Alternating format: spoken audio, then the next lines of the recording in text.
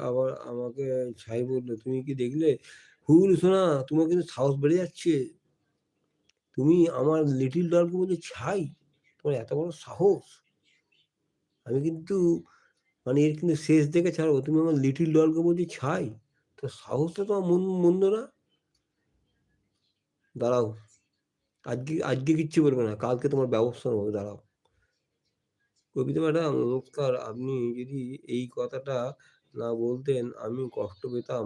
আপনিও তো মেয়ে, আর মেয়েরা গল্প করবে না সেটা কি হয়? আচ্ছা, অনন্তভাই আছে, অনন্তভাই, পিঙ্কি সোনামন আছে। সবাই একটু পিনাইটিকে বন্ধু করো, যারা বন্ধু করোনি, তারা বন্ধু করো পিনাইটিকে।